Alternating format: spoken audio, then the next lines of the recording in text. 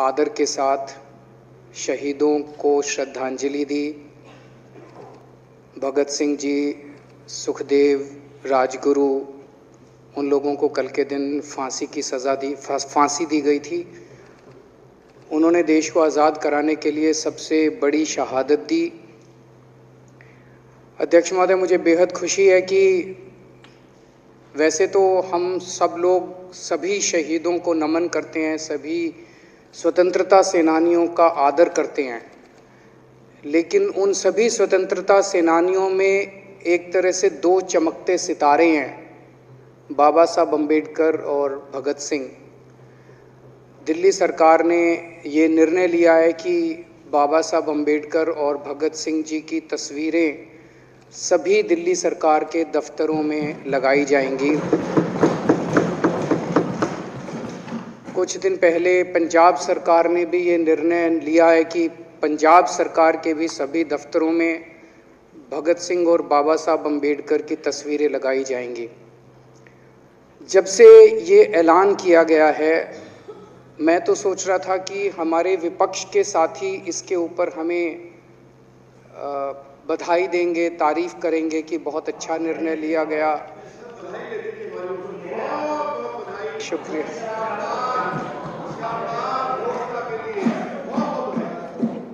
लेकिन जब से ये ऐलान किया है कि इतना, यहाँ तो कहने के लिए कह दिया, बाहर एक मिनट मेरे को पूरा, हमें इतना क्रिटिसाइज किया जा रहा है। बीजेपी वाले कह रहे हैं कि बाबा साहब अम्बेडकर और भगत सिंह की क्यों लगाई, सावरकर की क्यों नहीं लगाई, हेडगेवार की क्यों नहीं लगाई। तो मैं कह रहा हूँ भाई, सावरकर की और हेडगेवार की तुम लगा लो। अब देखो, जो बोल रहे थे उसमें तो किसी ने टिप्पणी नहीं की। मैंने कहा भाई सावरकर की बोल रहे हैं, सावरकर की और हेडगेवार की तुम लगा लो, हम बाबा साहब अम्बेडकर की और भगत सिंह की लगा लेते हैं। कांग्रेस वाले चिल्ला रहे हैं, इंदिरा गांधी की क्यों नहीं लगाई, राजीव गांधी की क्यों नहीं लगाई, सोनिया गांधी की क्यों नहीं लगाई। तो हम कह रहे हैं भाई, इंदिरा गांधी की तुम लगा लो, हम तो बाबा साहब अम्बेडकर की और भगत सिंह की लगाएंगे। अध्यक्ष महोदय, मेरे को पता नहीं था ये लोग बाबा साहब अम्बेडकर और भगत सिंह से ऐसी नफरत क्यों करते हैं सारे प्रतिपक्ष के लोग। मैं आपको बताता हूं क्यों करते हैं, और खासकर बीजेपी वाले बाबा साहब अम्बेडकर से इतनी नफरत क्यों करते हैं, मैं बताता हूं आपको। बाबा साहब अम्बेडकर ने संविधान बनाया, मैं बता देता हूं आपको, आप भी सेटिस्फाई हो जाओगे।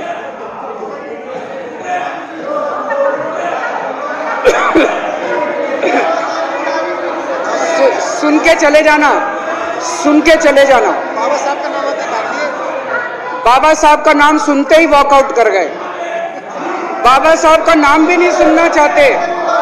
बाबा साहब अम्बेडकर का नाम सुनते ही सुन तो लो।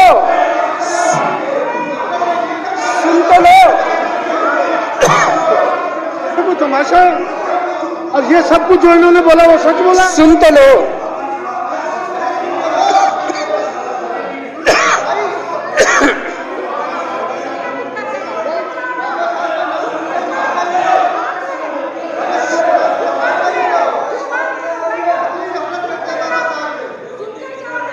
बाबा साहब अम्बेडकर ने, सदस्यों से प्रार्थना कर रहा हूं, अध्यक्ष महोदय, बाबा साहब अम्बेडकर ने, मुख्यमंत्री जी बोल रहे हैं, डिस्टर्ब ना करें प्लीज। नहीं, ये कोई तरीका। सत्य कौन बोल रहा था? सत्य क्या बिजुली जी ने बोला? सब आप बैठ जाइए। अब बाबा साहब अम्बेडकर ने देश का संविधान बनाया। संविधान में लिखा उन्होंने कि भारत के अंदर जनतंत्र होगा। इस जनतंत्र के अंदर चुनाव होंगे। चुनाव में जनता वोट डालेगी, वोट डाल के जनता अपनी सरकार चुनेगी। वो सरकार लोगों के सपनों को पूरा करने के लिए काम करेगी। बीजेपी को ये पसंद नहीं है। बीजेपी नहीं चाहती चुनाव हो। बीजेपी चाहती है कि चुनाव खत्म हो जाए। चुनाव होने ही नहीं चाहिए। चुनाव गंदी बात है इनके हिसाब से। चुनाव गलत बात है इनके हिसाब से। एमसीडी के अंदर 15 साल इन्होंने जम के लूटा। लूटने के सारे दुनिया के रिकॉर्ड तोड़ दिए। गिनीज बुक वालों की मीटिंग चल रही है कि भारतीय जनता पार्टी का नाम आने वाला है गिनीज बुक के अंदर। एनसीडी का और बीजेपी वालों का शानदार इन्होंने परफॉर्मेंस किया है। 15 साल के अंदर इन्होंने लूटने में कोई कसर नहीं छोड़ी। लूटने के बाद जब जनता में त्राही त्राही मच गई, लोग दुखी हो गए 15 साल के इनके शासन के बाद, और जनता ने मन बना लिया कि इस बार इनको मजा चखाएंगे और गुस्सा जाहिर करेंगे। चुनाव आयोग ने ऐलान कर दिया कि हम आज शाम को 5 बजे 9 तारीख को 9 मार्च को शाम को 5 बजे आज चुनाव की डेट्स की घोषणा की जाएगी। 4 तारीख को प्रधानमंत्री के दफ्तर से फोन जाता है, चिट्ठी जाती है चुनाव कमिश्नर को, चुनाव रद्द कर दो। पूरी दुनिया के अंदर आज तक ऐसा नहीं होगा कि प्रधानमंत्री सीधे सीधे चुनाव कमिश्नर को फोन करके और चिट्ठी लिख के कहते हैं कि चुनाव रद्द कर दो। इसलिए ये नफरत करते हैं बाबा साहब अम्बेडकर से। ये कहते हैं बाबा साहब अम्बेडकर नहीं होता तो जनतंत्र नहीं होता इस देश के अंदर। कल एक बीजेपी का बड़ा नेता मिला, बोला जी मैंने तो अपने बीजेपी के बड़े नेताओं को बोल दिया ये चुनाव वुनाव का चक्कर छोड़ो, एमसीडी में भी एनडीएमसी जैसा कर दो। मैंने कहा इसका क्या मतलब? वो बोले जैसे एनडीएमसी में चुनाव ही नहीं होते, एनडीएमसी में केंद्र सरकार नॉमिनेट कर देती है, बोले जी एमसीडी में भी यही हो जाना चाहिए। अध्यक्ष महोदय, इनका बस चलना इस देश के अंदर सारे राज्यों में और देश में चुनाव कराना बंद कर दें। इसलिए ये नफरत करते हैं, इसलिए बाबा साहब अंबेडकर से नफरत करते हैं ये लोग। बाबा साहब अंबेडकर चुनाव की प्रक्रिया रख के गए थे, इनका बस चले तो ये चुनाव कराना बंद कर दे। कह रहे हैं हम तीनों एमसीडी को यूनिफाई करना चाहते हैं। अरे 7 साल थे तुम्हारे पास, सो रहे थे क्या 7 साल से? कहां थे तुम लोग 7 साल से? क्यों नहीं तुम लोगों ने क्यों नहीं तुम लोग यूनिफाई करने के लिए पैसे चाहिए? क्यों नहीं तुम लोगों ने यूनिफाई किया 7 साल से? चुनाव के 1 घंटे पहले तुम लोग चिट्ठी लिख रहे हो, अब सो के जागे हो कि अब यूनिफाई करोगे। तो यूनिफाई नहीं करना, चुनाव टालने हैं, क्योंकि हार रहे हैं।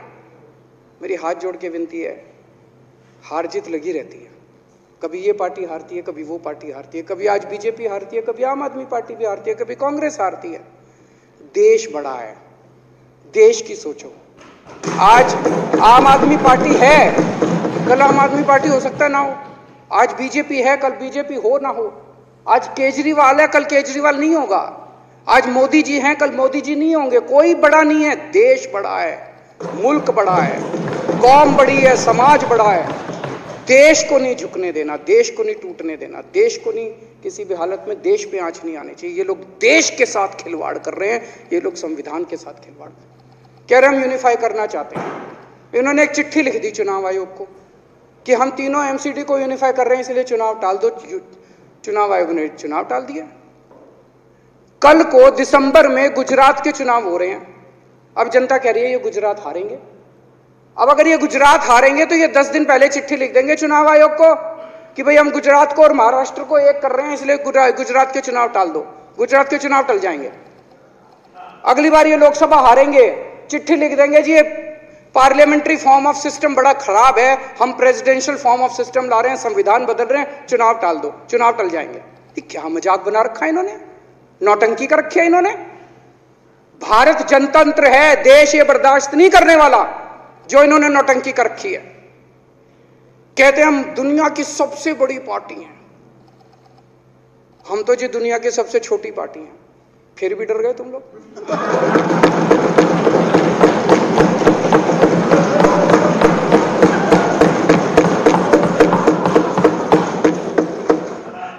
दुनिया की सबसे बड़ी पार्टी दुनिया की सबसे छोटी पार्टी से डर के भाग गई। क्या कायर हो यार। हिम्मत है तो चुनाव लड़के दिखाओ बीजेपी वालों, मान जाएंगे तुम। हिम्मत है तो चुनाव लड़के दिखाओ। कहते हो 56 इंच का सीना है, नहीं तो मान लो 56 इंच का सीना नहीं है, झूठ। नहीं तो मान लो कुर्ते के नीचे 56 इंच का सीना नहीं है, झूठ है ये। कल मैंने देखा, आपको भी बुरा लगा, मैं आपके कमरे में जब चाय पीने आया, आपने मेरे साथ अपना दुख शेयर किया कि जब एलजी साहब ने भाषण शुरू किया, ये सारे खड़े हो गए नारे लगाने। क्या कश्मीर फाइल्स टैक्स फ्री करो, और पीछे से 2 जने कह रहे थे दारू की दुकानें बंद करो। अब इनको भी नहीं पता आज नारे किस चीज के लगाने, ऊपर से आया तो था ऊपर से आया तो था। तो दो जने कह रहे थे दारू की दुकान बंद करो, आगे वाले कह रहे थे कश्मीर फाइल्स टैक्स फ्री करो, फिर दूसरे वाले ने कहा बे आज कश्मीर वाला नारा लगाना है। तो जैसे रैलियां होती हैं उसमें कुछ टीवी वाले माइक लगा देते हैं कि हाँ जी किस लिए आए हो, तो वो यूं यूं देखता है किस लिए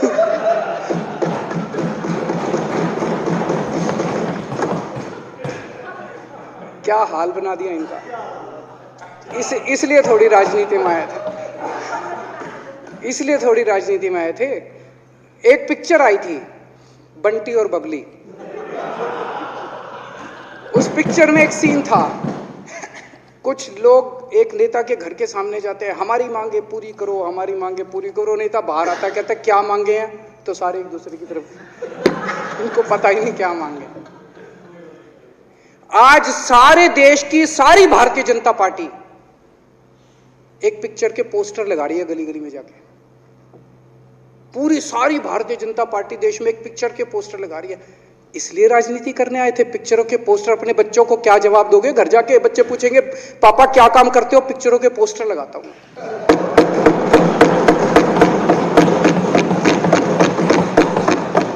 8 साल केंद्र सरकार चलाने के बाद अगर किसी देश के प्रधानमंत्री को विवेक अग्निहोत्री के चरणों में शरण लेनी पड़े तो इसका मतलब उस प्रधानमंत्री ने 8 साल में कोई काम नहीं किया, 8 साल खराब कर दिए। बताओ, विवेक अग्निहोत्री के चरणों में उनको शरण लेनी पड़ रही है, बचा लो बचा लो बचा लो। अगर किसी प्रधानमंत्री को कह रहे हैं कश्मीर फाइल्स टैक्स फ्री करो, अरे यूट्यूब पे डाल दो, फ्री हो जाएगी। टैक्स फ्री क्यों करा रहे हो? इतना ही तुमको शौक है, विवेक अग्निहोत्री को बोलो यूट्यूब पे डाल देगा, सारी पिक्चर फ्री है, सारे जने देख लेंगे एक ही दिन के अंदर। टैक्स फ्री की क्या जरूरत है? यूट्यूब पे क्यों नहीं डाल? कल एक मैंने अखबार में पढ़ा, हरियाणा के अंदर एक भारतीय जनता पार्टी का ही एक एमएलए था, उसने कहा आज मैं पार्क के अंदर इसकी फ्री स्क्रीनिंग करूंगा। तुरंत विवेक अग्निहोत्री का ट्वीट आया खट्टर साहब के, खट्टर साहब देखो ये फ्री में कर रहा है, इसको बोलो टिकट लेके करेगा। भाई साहब, कश्मीरी पंडितों के नाम पे कुछ लोग करोड़ों रुपए कमा रहे हैं और तुम लोगों को पोस्टर लगाने का काम दे दिया। आंखें खोलो, क्या कर रहे हो तुम लोग? वो करोड़ों कमा गया, कश्मीरी पंडितों के नाम पे करोड़ों कमा गया और तुम लोग पोस्टर लगाते रह गए। क्या हाल बना दिया तुम लोगों का यार, आंखें खोलो तुम लोग।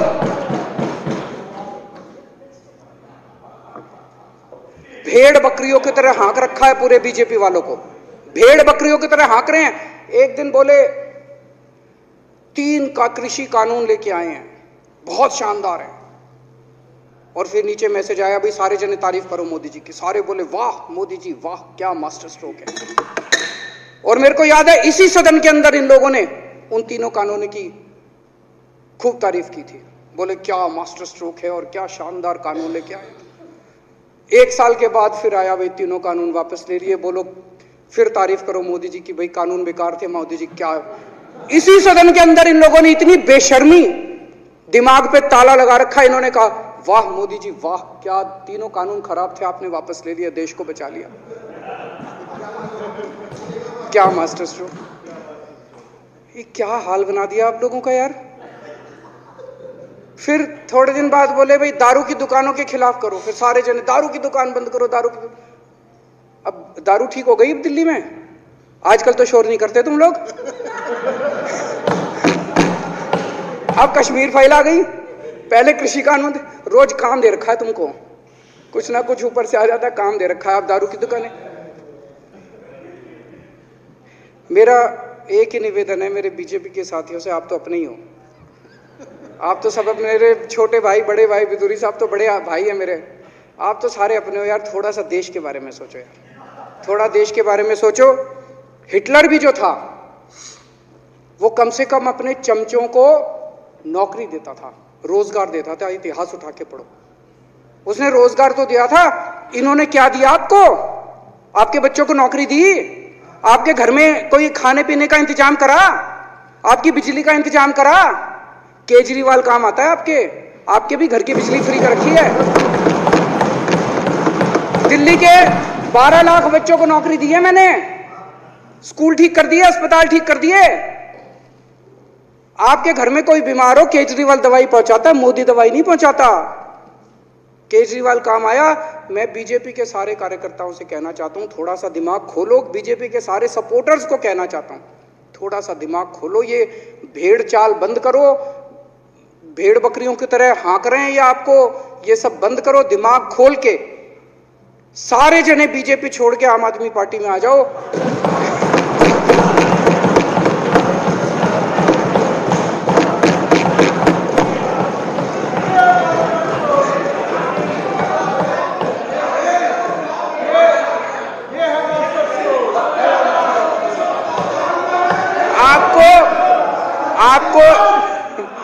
आपको इज्जत मिलेगी, सम्मान मिलेगा। आपसे कतई झूठे नारे नहीं लगवाएंगे। राष्ट्र निर्माण में आपको साथ लेंगे हम, राष्ट्र निर्माण करेंगे आपके साथ मिलकर। ये पोस्टर भी नहीं लगवाएंगे झूठी फिल्मों के। और जो भी करना हो, कम से कम यार ये पिक्चर का प्रमोशन करना तो बंद करो। ये गंदे लगते हो तुम लोग, अच्छी शोभा नहीं देता आप लोगों को। यार आप अच्छे आदमी हो, कुछ करने आए थे राजनीति में, कहां पिक्चर के पोस्टर और प्रमोशन करने में लगा दिया। कल एलजी साहब की स्पीच पूरे देश ने सुनी। एलजी साहब को एक तरह से केंद्र सरकार का नुमाइंदा माना जाता है। एलजी साहब ने भी हमारी सरकार की कितनी तारीफ करी।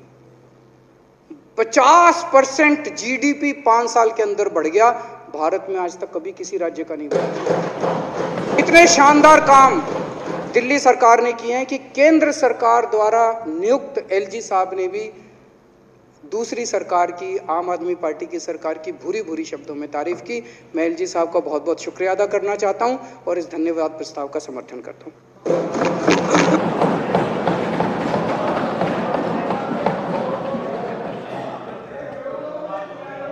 अब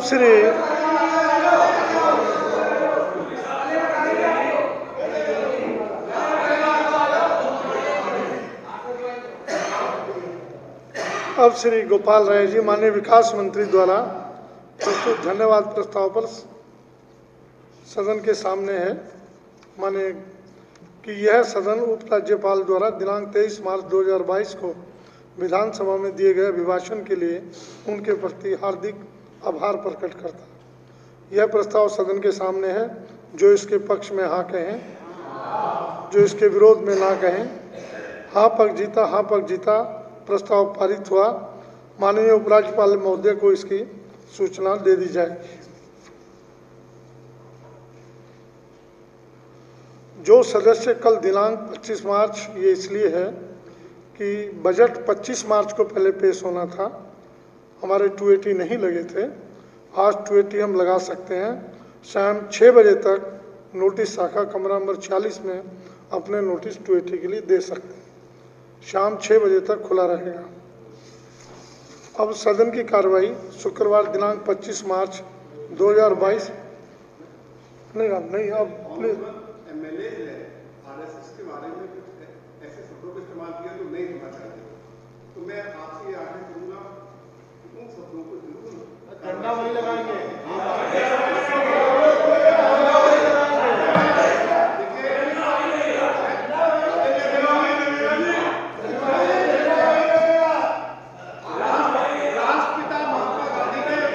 नहीं, कौन से शब्द इस्तेमाल किए? शब्द तो बोलिए, शब्द कौन से इस्तेमाल किए?